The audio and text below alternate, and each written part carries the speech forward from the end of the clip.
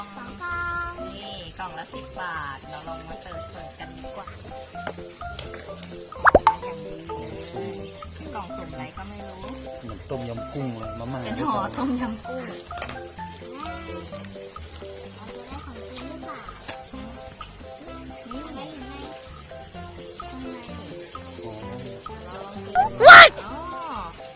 เป็นเยลลี่ภูเขาไฟกับยางมัดผมไม่มีแล้วข้างในไม่มีแล้ว มีแค่2 อย่าง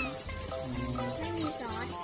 เป็นเยลลี่ภูเขาไฟนี่เป็นเยลลี่ภูเขาไฟเดี๋ยวลองแกะมาชิมกันดีกว่า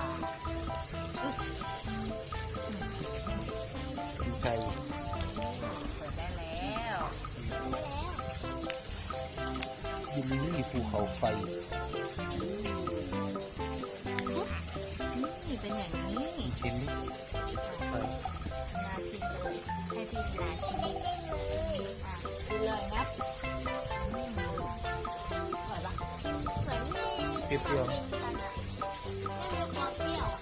จืดเพราะมันไม่มีซอส ๆอ๋อจืด แต่มีความหวานนิด หวานหน่อยๆก็ยางมัดผม ๆเดี๋ยวผม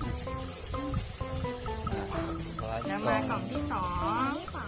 นี่สีเหลืองพี่นาเก็บ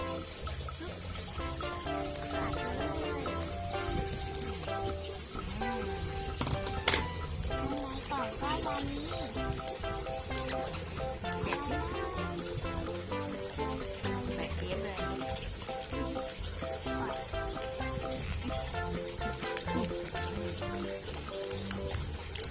เหมือนของอันใหญ่อะไรนะ เทมาเลยเทมาเลย แล้วก็เทออกมาเลย